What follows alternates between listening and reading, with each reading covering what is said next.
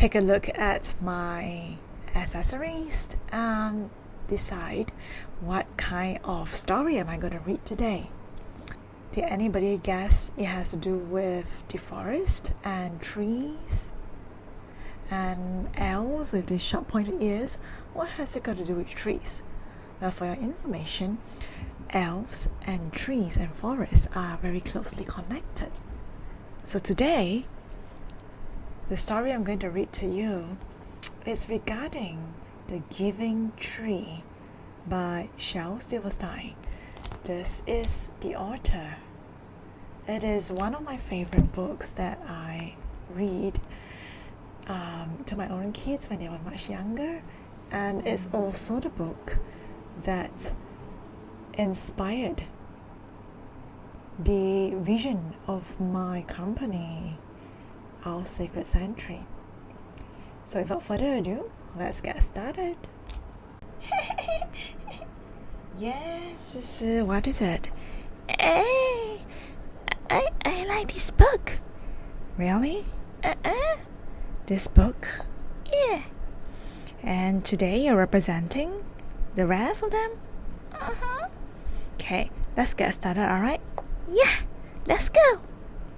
Okay, let's begin. So the story is about The Giving Tree by Shel Silverstein. Can take a look at this tree here with this child, and there's an apple. So his hands are out and he's waiting to get the apple. So this tree has a little branch. What do you think the story is about? Well, this branch acts like a hand.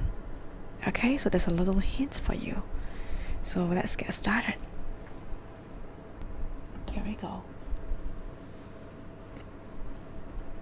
The Giving Tree.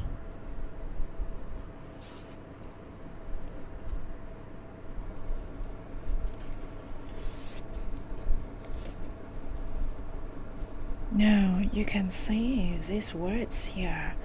It's all penned by Shel Silverstein, and unlike the other books, he is the author and the illustrator. So he draws the pictures and writes the story as well. And he has dedicated this story to Nikki.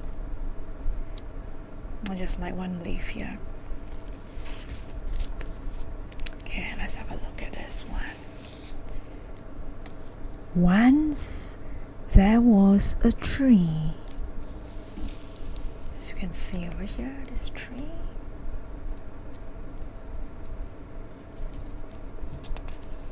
Okay, let's see what happens. And she loved a little boy. You can see this tree, the shape of it is arched, right?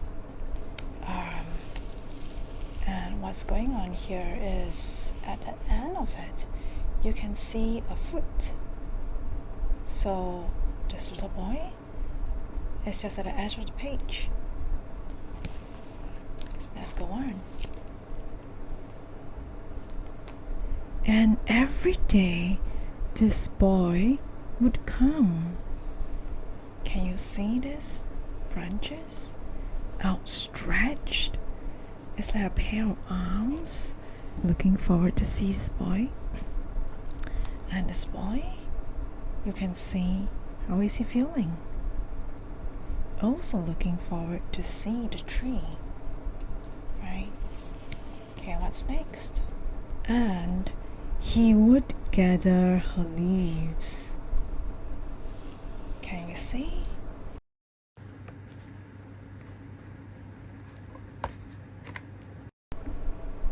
This is the tree dropping the leaves and he gather.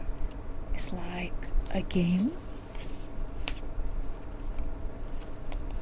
And make them into crowns and play king of the forest. Can you see this garland of leaves on his head?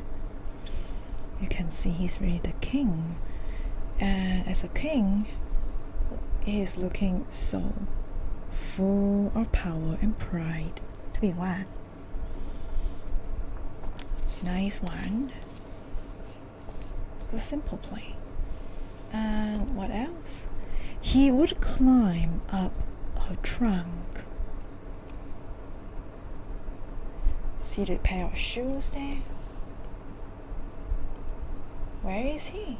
You can see from the tree trunk, and his feet and the fingers. Okay, let's go on. And swing from her branches. There he is at a tree. And eat apples. So there you go. Where is he? Well, nowhere to be found. He's still on the tree. And they would play hide and go seek. Can you see that he's hiding? Where is he hiding? Behind the stones. Or we call it big stones, or you can call it rocks. Thinking that he will not be found. But can she find him? What do you think? Obviously. Why? Because the tree is so tall, right? You can see. So, found you. There goes the branch. And what's next? Well, you can see the boy sleeping here with the apples. And when he was tired, he would sleep in her shade. So there he is. So safe and secure, providing everything that he needs. And the boy loved the tree. Oh, it's so touching. They just hug each other. Very much. How do you know that he loved the tree very much? Can you see something? It's carved out in the tree trunk. What does it say? Me and T. Well, does it hurt? It's like a tattoo, you know.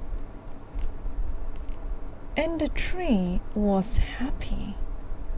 Well, the tree was happy. Not so much of any pain there. Oh, let's see what happens. This boy looks a bit taller now. But time went by.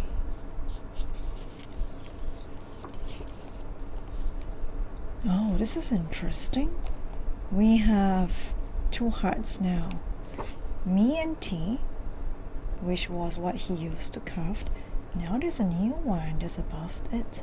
It says me and YL. And the boy grew older. What do you think has happened? Can you see two pairs of legs? So apparently when you grow older, you probably have a relationship with somebody else. And, well, they are together. And do you think the boy loves the tree now? Well, you would think so, isn't it? If not, he will not introduce the partner to come over to lie in his favorite place. Oh, let's see what happened. Look at the tree now, with the branches around itself. What does it say? And the tree was often alone. Where is the boy? Yeah, obviously with a partner. Then, one day, the boy came to the tree, and the tree said, "Come, boy, come and climb up my trunk and swing from my branches, and eat apples and play in my shade and be happy." "I am too big to climb and play," said the boy. "I want to buy things and have fun. I want some money. Can you give me some money? I'm sorry, said the tree, but I have no money. I have only leaves and apples.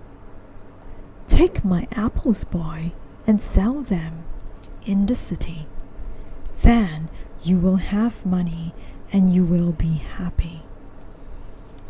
So that's the boy asking for a favor, and the tree providing a solution for him. What's next? Well, what did he do? Lots of apples on the ground now. And let's see what it reads. And so the boy climbed up the tree and gathered her apples and carried them away. And the tree was happy. Okay, what's happened? But the boy stayed away for a long time, and the tree was sad. And then one day the boy came back, and the tree shook with joy, and she said, "Come, boy, climb up my trunk and swing from my branches and be happy." So he has extended his arms, so happy to see the boy. Look, the boy has grown so much older. And look at his clothing now. He looks like he has gone to work, maybe a professional, some kind of profession, and earn money, I believe. And he has already established himself somehow. What did he say? I am too busy to climb trees, said the boy. I want a house to keep me warm, he said. I want a wife and I want children, and so I need a house. Can you give me a house? I have no house, said the tree. The forest is my house, but you may cut off my branches and build a house. Then you will be happy. What do you think the boy is going to do? Yes. And so the boy cut off her branches and carried them away to build his house. Look at that. Cut off the branches, lots of them, and this boy seems to be very strong to be able to carry many branches to build his house.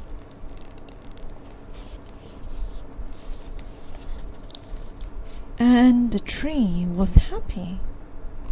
I have a question to ask you at this point. Why was the tree still happy? Have some thoughts about it.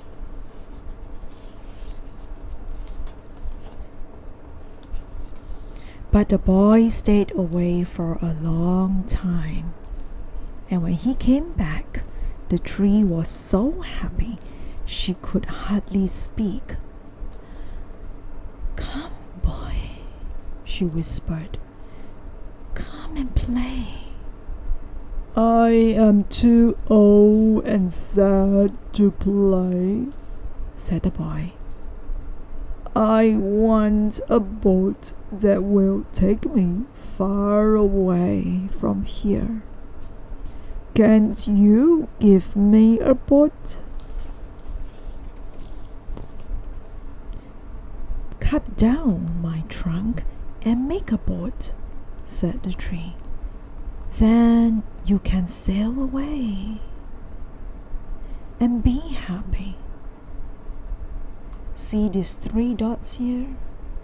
What do you think this tree is feeling right now?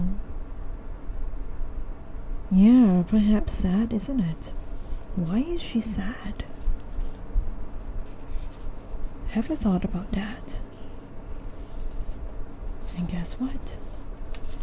And so the boy cuts down her trunk. Look at this. Cut it down. with the X, and of course there are some wood pieces left there. And take a look.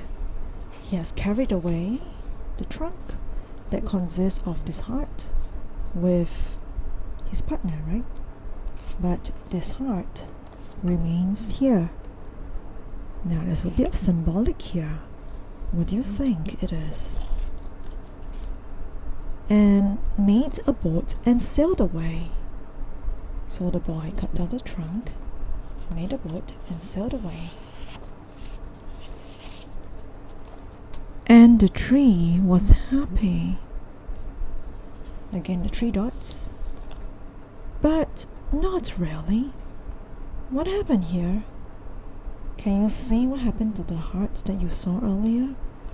Now, it seems like it has shrunk, isn't it? Let's see what happened next. And after a long time, the boy came back again. "I am sorry, boy," said the tree, "but I have nothing left to give you." Where is the boy? Oh, this is how the boy looks like now. Can you see? He has become quite small and so much older.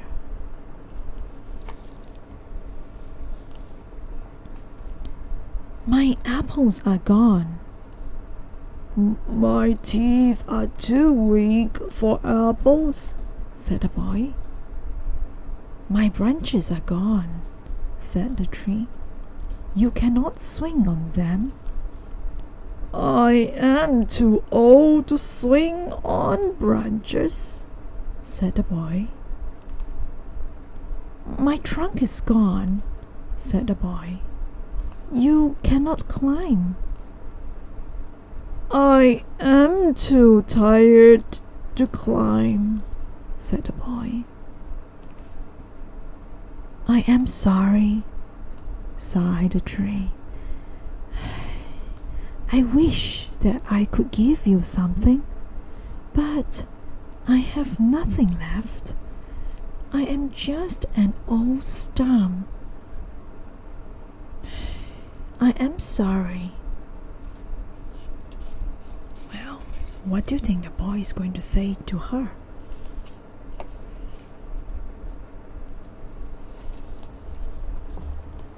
And this is what he said. "I don't need very much now," said the boy. "Just a quiet place to sit and rest. I am very tired."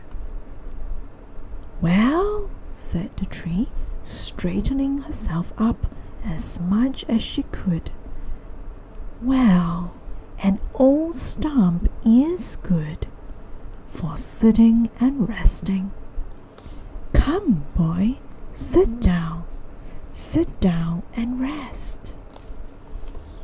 And have a look at what he did. He took off his hat, and this stump has straightened itself. You can see the heart again that he carved when he was much younger. And he took off this hat, and he does look still a bit happy from his green.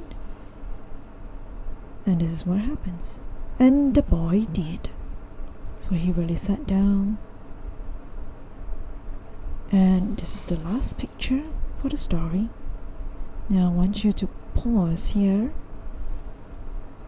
and think about the story, because it is a short story, but it's full of meaning. And the tree was happy.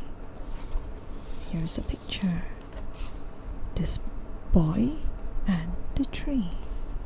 The end. And that is the end of the book.